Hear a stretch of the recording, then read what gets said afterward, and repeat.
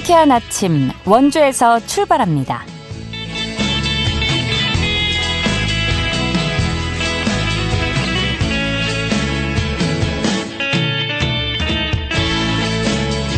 여러분 안녕하십니까? 3월 21일 금요일 KBS 원주방송국에서 보내드리는 상쾌한 아침 원주에서 출발합니다. 저는 진행의 이은주입니다. 다시 봄 기온이 찾아왔지만 미세먼지가 말썽입니다. 현재 대부분 지역의 미세먼지와 초미세먼지 농도 나쁨 단계에 보이고 있는데요. 마스크 꼭 착용해 주시고요. 영하권의 추위가 느껴졌던 어제와 달리 오늘 아침 최저 기온 3도 안팎으로 출발하고 있고요. 한낮에 18도를 웃돌면서 포근하겠습니다. 하늘도 맑겠는데요. 이번 주말에도 별다른 눈비 소식 없이 봄볕이 내리쬐면서 낮 기온 오늘보다 더 오르겠습니다. 한낮에 20도를 웃돌 전망입니다. 미세먼지와 큰 일교차만 주의해 주신다면 완연한 봄나들이 즐기실 수 있겠습니다.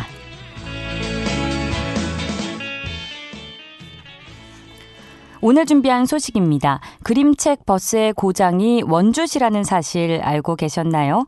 벌써 21년째 운영을 맡고 있는 페랭이꽃 그림책 버스가 3월부터 운영을 시작했습니다. 관련 내용 전해드리고요. 국회의원 회관에서 청년 여성들의 농업 농촌 정착 현황과 정주환경 개선을 모색하는 토론회가 개최됐습니다. 리포터 코너에서 현장 다녀왔습니다. 또 취재기자 연결해 도내 문화체육 행사 관련 내용 정리해드리죠. 3월 21일 금요일 상쾌한 아침 원주에서 출발합니다.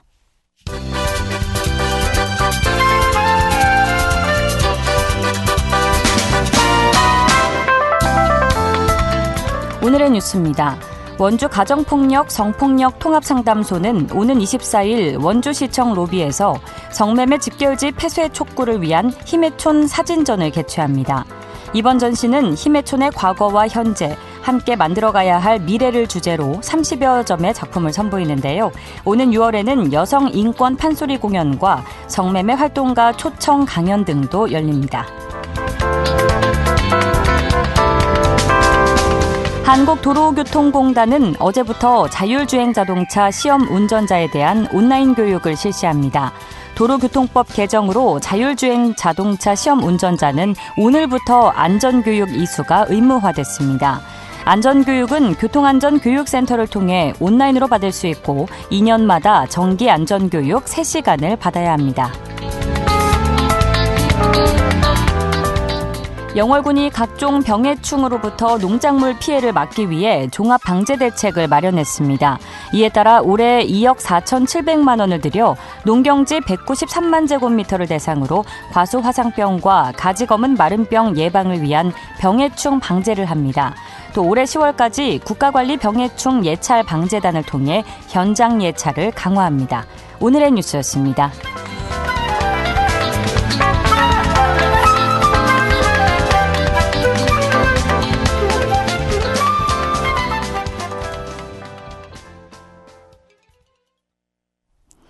상쾌한 아침 원주에서 출발합니다. 함께하고 계십니다. 원주시가 그림책 버스의 고장이라는 사실 알고 계셨나요? 3월부터 운영을 다시 시작했다고 하는데 자세한 내용 김민정 페랭이꽃 그림책 버스 회장과 이야기 나눠보겠습니다. 회장님 안녕하십니까? 네, 안녕하세요. 네, 반갑습니다. 반갑습니다. 네. 예, 이 페랭이꽃 그림책 버스의 역사가 상당히 오래됐다고 들었습니다. 저는 잘 몰랐었는데요. 설명을 해주신다면요. 네. 그 페랭이꽃 그림책 버스는 올해로 21주년이 되었고요. 네. 낡은 버스를 개조한 그림책 버스를 만들면 어떨까 하고 생각한 이상희 작가의 상상의 이미지가 현실화되었다고 생각하시면 되고요. 너무 낡아서 사람을 실어 나르기 힘든 버스를 하나 구하고 버스 외부를 멋지게 색칠한다. 내부도 잘 닦은 다음 양쪽 창가에다 서가를 설치해서 내가 모은 그림책을 쭉 꽂는다. 그런 그림책 버스 속에서 그림책을 읽는다면 틀림없이 재미와 효과가 배가 되리라. 이렇게 생각하셨다고 해요. 굳이 네네, 말씀 주시죠. 네, 굳이 폐차버스로 꾸민 것은 그 자연 속에 놓일 가장 경제적이고 간단한 형태의 상징적인 대승적 그림책 세계, 이 다음엔 어디에서 누구라도 쫓아서 손쉽게 만들 수 있는 그림책 세계를 만들고 싶었기 때문입니다. 이 폐차가 깨끗하게 만들어지기까지는 정말 많은 도움의 손길이 있었고요. 마침내 2004년 5월 4일에 처음으로 문을 열게 되었습니다. 네. 그 후 페레이코 그림책 버스의 활동가들은 그림책과 함께하는 도시를 꿈꾸며 사회적 협동조합 그림책 도시를 만들었고요. 현재는 원주시 그림책센터 일상예술을 위탁 운영하고 있습니다. 또 원주시 그림책 도서관을 세우기 위해서도 많은 힘을 보태왔습니다. 페레이코 그림책 버스 전체 회원은 현재 한 340명 정도이고 활동하고 있는 자원활동가는 약 120명 정도가 있습니다. 올해도 22기 자원활동가를 양성하는 일상예술 그림책 교실 수업이 지난주 목요일에 시작되었고요. 네. 그러니까 2004년에 문을 처음으로 여셨고 네. 올해로 21주년이 되셨는데 네. 안타깝게도 2013년에는 안전사고 등의 이유로 잠시 운영을 중단했다가 이제 지난해 개관 20주년을 맞아서 페랭이꽃 그림책버스 시설 보수와 함께 외관을 새롭게 단장하셨다고 들었는데 그럼 올해 운영을 재개하면서 어떤 부분이 좀 달라졌을까요? 네, 그 버스가 많이 노후화돼서 아쉽게 2013년에 운영을 중단했었는데요. 네. 지난해 페레이코 그림책 버스 20주년을 맞아가지고 버스 새옷 입히기 행사를 했었어요. 개관 이후 세 번째 채색이었습니다. 네. 많은 그림책 작가님들과 페레이코 그림책 버스 회원들과 회원들의 자녀들까지 한여름 더위에도 불구하고 버스를 위해서 한 마음으로 버스 벽면에 다닥다닥 매달려 색칠했고 이제 그림책에 관심 있는 분이라면 알만한 유명한 그림책 캐릭터들이 그려진 버스를 보실 수 있고요. 또 원주시에서 버스 보수공사를 지원해 주셔서 아주 튼튼하고 건강하고 아름다운 버스가 되어서 시민들을 맞이하고 있습니다. 네. 이번 3월 29일에는 박경리 문학공원에 위치한 페랭이꽃 그림책 버스 앞뜰에서 재개관 기념식 및 동아리 작품 전시회도 열리는데요. 우리 지역에 있는 색다른 문화공간의 재개관을 축하해 주시면 좋겠습니다. 많은 시민분들이 페랭이꽃 그림책 버스를 좀 기억해 주시고 앞으로 함께 나눌 수 있으면 좋겠습니다. 예, 많은 시민들의 도움과 또 원주시에서 버스 하단 보수공사를 지원을 해줘서 다시 이렇게 탄생을 멋지게 했고요. 이번 이달 29일에 이제 재개관 기념식을 갖는다는 말씀이시죠? 네. 네, 그럼 이번에 페랭이꽃 그림책 버스 운영은 언제부터 어떻게 좀 우리가 이용해 볼 수 있나요? 네, 수요일엔 페랭이꽃 그림책 버스 가는 날이라는 캐치프레이즈로 매주 수요일 오전 10시부터 오후 1시 사이에 방문하실 수 있고요. 상반기는 3월에서 7월, 하반기는 9월에서 11월까지 운영하고요. 다소 개방 시간이 좀 짧게 느껴지실 수도 있는데 아무래도 페랭이꽃 그림책 버스를 지키는 버스 지킴이들이 순수 자원봉사로 이루어지다 보니까 일주일에 한 번으로 정해서 운영하고 있습니다. 아, 인력이 그렇게 여유가 있지는 않으시겠네요. 네, 일주일에 한 번 매주 수요일에 오전 10시부터 오후 1시 사이에 방문을 해야 되는 거죠? 네. 네, 3시간 정도 운영이 되고 있는 겁니다. 네. 이 페랭이꽃 그림책 버스가 또 다채로운 문화 사업도 운영 중이라고요? 네. 일단 연사회 그림책 작가님들을 모시고 작가 강연회를 열고 있고요. 지난 3월 10일에도 73회 권정민 작가 강연회가 있었고 많은 분들이 다녀가셨어요. 예. 또 주제 그림책에 어울리는 다양한 체험 프로그램을 하는 그림책하고 놀자 행사와 그리고 페랭이꽃 그림책 버스 내 소모임에서 그림책과 관련된 작품들 예를 들면 뭐 그림책 캐릭터 인형이라든지 부가트, 창작 그림책, 서평집 등을 만들어서 주제에 어울리는 그림책도 큐레이션하고 이래서 일상예술 전시회라는 작품 전시회로도 시민들과 만나고 있습니다. 또 그림책 자원활동가를 양성하는 일상예술 그림책 교실 프로그램도 운영하고 있고요. 이 프로그램을 수료하면 페랭이꽃 그림책 버스 회원이 될 수 있습니다. 그 외에도 뭐 박경리 문학공원 소설 토지의 날 기념행사라든지 유아축전, 그림책 페스티벌, 원주시 만두축제 등 그림책과 함께 할 수 있는 곳이라면 어디든지 찾아가서 페랭이꽃 그림책 버스와 또 그림책을 알리고 있습니다. 그중에서도 가장 중요한 문화사업은 페랭이꽃 그림책 버스 개방인데요. 버스라는 독특한 공간이 그림책 세계로 안내하는 문이 돼서 많은 시민들, 특히 어린이들이 그림책을 향유하고 즐길 수 있게 되길 바랍니다. 예. 참 설명을 들을수록 마음이 따뜻해지고 그림책, 예쁜 그림책이 연상이 되는데요. 이제 오랜 시간 운영해 오시면서 많은 어려움도 있으셨을 것 같은데 그럼에도 이 페랭이꽃 그림책 버스를 20여 년 동안 운영할 수 있었던 원동력은 무엇이셨는지 궁금하고요. 또 앞으로 지역에서 어떤 역할을 하고자 하시는지도 여쭙고 싶습니다. 네. 아무래도 원동력은 그림책의 힘이 아닐까 싶은데요. 제가 사노요코라는 일본 작가 100만 번 산 고양이라는 책을 아이들한테 읽어주다가 저도 모르게 눈물을 주르르 흘린 적이 그림책의 힘을 느낀 계기라고 할 수 있는데요. 네. 페레이꽃 그림책 패스 회원 모두가 아마 그런 운명적인 경험을 하고 그림책의 세계로 발을 들여놓았다고 해도 과언이 아닐 거라고 생각하고요. 그림책이 어찌 보면 아이들이 보는 가벼운 책이라고 생각할지도 모르겠지만 자세히 보면 그 안에 작가의 의도가 깊숙이 반영된 그림이랑 짧지만 매력 있고 힘이 있는 글귀가 동화나 소설과는 또 다른 감흥을 맛볼 수 있다는 것. 그게 그림책의 힘이고 그 힘이 회원들을 끈끈하게 이어주고 또 버스를 지키고 20여 년간 운영할 수 있게 한 것 같습니다. 지역 사회에서는 일상에서 쉽게 찾을 수 있는 예술품으로서 그림책을 계속해서 알리고 싶고요. 원주가 그림책 문화도시로 성장하는데 또 일조하고 싶습니다. 네. 네. 와, 그러니까 그림책 한 권을 통해서 이렇게 영감을 받아서 사업화까지 해내신 거네요. 네. 네, 운명적인 경험 저도 해보고 싶어지는데요. 네. 앞으로 그림책 버스가 더 많은 사람들에게 사랑받기 위해서 어떤 노력을 할 계획이실까요? 원주 하면 그림책 그리고 페랭이꽃 그림책 버스가 떠오를 수 있는 다양한 문화 사업들을 계속 진행하고요. 그림책과 함께하는 재미난 일들을 많이 만들어서 시민들과 나누고 싶습니다. 또 페랭이꽃 그림책 버스와 그림책을 알리는 자원 활동을 꾸준히 해나가려고 합니다. 네, 아이들이 그림책과 가까이 지내야 되는 건 분명한데 사실 시대가 변하면서 우리 아이들에게 가장 접근이 쉬운 거는 바로 미디어와 IT이지 않습니까? 네. 때문에 더디지만 천천히 가는 그림책 버스가 나아갈 방향에 대해서 좀 고민해 볼 부분이 또 많은 시점인 것 같은데 이에 대해서는 어떤 의견이실까요? 네. 그게 참 고민이긴 한데요, 정말. 네. 하지만 그럴수록 더욱더 더디고 천천히 가는 무언가는 반드시 있어야 한다고 생각하고요. 바빠르면 너무 힘드니까. 네, 맞습니다. 네.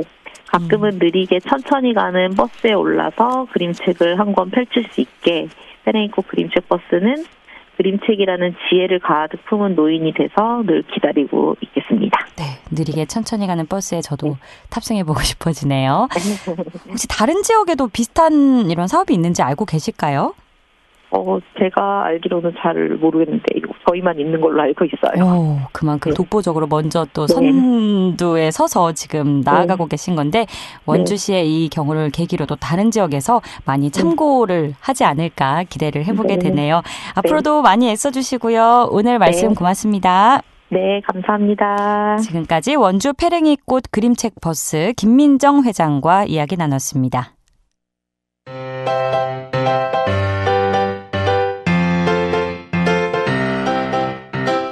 KBS 원주방송국이 유튜브 다시 듣기 서비스를 실시합니다. 매일 아침 강원 영서남부권의 뉴스와 정보를 전해드리는 상쾌한 아침 원주에서 출발합니다는 KBS 원주라디오 유튜브 채널을 통해 다시 들을 수 있습니다.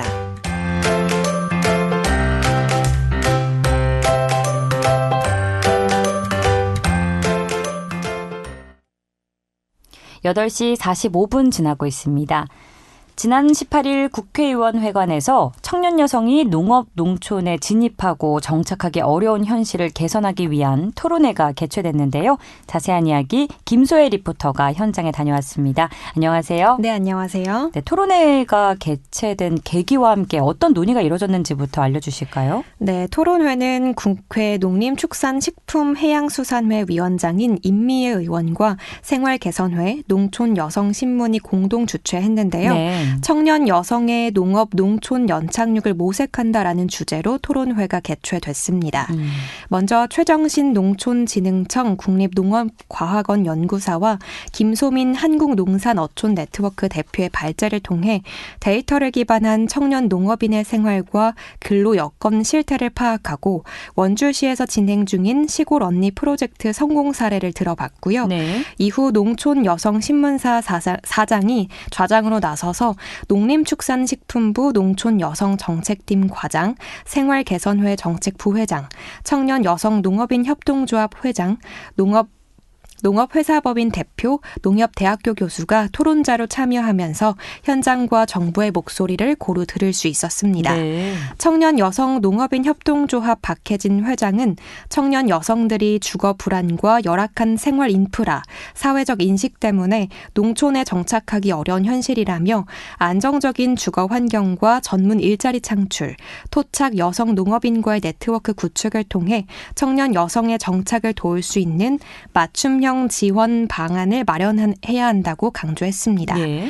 또 임미애 의원은 2000년 이후 농촌에서 청년 여성의 인구 감소가 더욱 두드러지고 있다며 토론회를 통해 농촌에서 뿌리내리고 있는 청년 여성들의 삶을 조명하고 이들이 농업과 농촌을 선택할 수 있도록 제도적 뒷받침 방안을 모색하겠다고 전했는데요.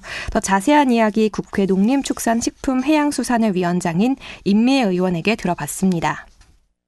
저는 이미 한 30년 전에 들어와서 정착한 농업인이고 제가 살면서 느꼈던 것 중에 많은 것을 제도적으로 뒷받침해주지 않으면 새롭게 청년들이 들어오기는 쉽지 않을 것 같습니다.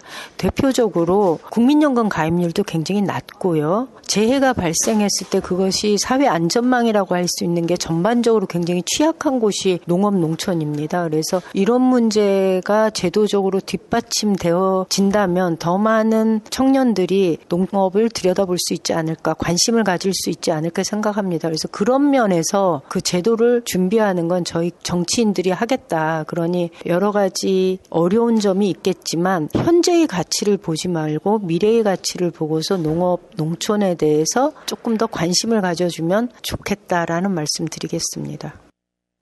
그럼 이번 토론회에서 원주시에서 진행 중인 프로젝트가 우수한 사례로 소개됐다고 들었는데 어떤 프로젝트인지 소개해 주시죠? 네, 우선 시골 언니 프로젝트는 농림축산식품부가 마련한 프로그램으로 2022년 8개 지역에서 처음 운영을 시작했는데요. 네. 그중 원주 한국농산어촌네트워크 기관도 공모에 선정돼 농사짓지 않아도 괜찮아라는 슬로건으로 시골 언니 프로젝트를 운영하고 있습니다.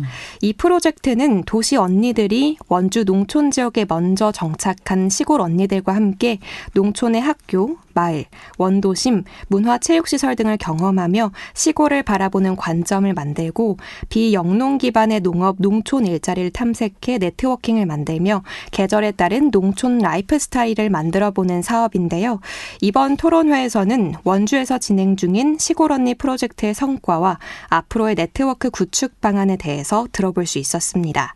발제를 맡은 한국농산어촌 네트워크의 김소민 대표는 시골 언니 프로젝트가 지역 일자리 창출에 기여하는 역할과 성과에 대해 눈여겨보아야 한다며 새로운 시골 언니 유치뿐만 아니라 후속 프로그램을 설계하고 고도화할 필요가 있다고 말했습니다. 네. 마지막으로 한국농산어촌 네트워크의 김소민 대표 말씀 들어보겠습니다. 관점에서의 인식 개선과 함께 인프라적인 부분에서의 적극적인 개선이 두 개가 같이 가야 된다고 생각을 하고요. 일과 삶의 어떤 균형 이런 얘기들을 되게 많이 하는데 일하고 삶하고 생활하고 이런 것들이 물리적으로 시간으로 나뉘는 것이 아니라 되게 재밌는 일을 해서 거기에 몰입할 수 있는 이런 환경 그리고 귀농귀촌을 하는 청년 여성 농업인들 스스로도 그런 아이템을 잘 찾는 게 되게 중요하다 생각합니다. 시골 언니 프로젝트 올해도 원주에서 진행이 될 건데요. 원주가 되게 우수한 사례로 오늘 이렇게 토론회에서 사례 발표도 하게 됐거든요. 더 많은 사람들이 원주가 매력적인 도시고 청년 여성들이 생각보다 살기 좋은 도시라는 거를 잘 알리고 싶어요. 그래서 주변에도 시골 언니 프로젝트 원주에서 진행된다는 거 많이 알려주시면 감사하겠습니다. 네, 이번 토론회를 통해서 앞으로도 청년 여성의 안정적 정착과 농촌의 지속 가능한 발전을 위한 새로운 비전을 공유하고 또 이를 실현하기 위한 구체적인 대안을 마련해 나가길 바라고 기대해 보겠습니다. 오늘 알찬 소식 고맙습니다. 김소혜 리포터였습니다. 네, 감사합니다.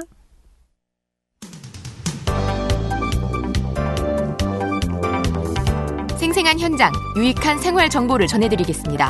KBS 원주라디오 상쾌한 아침 원주에서 출발합니다를 함께하고 있습니다.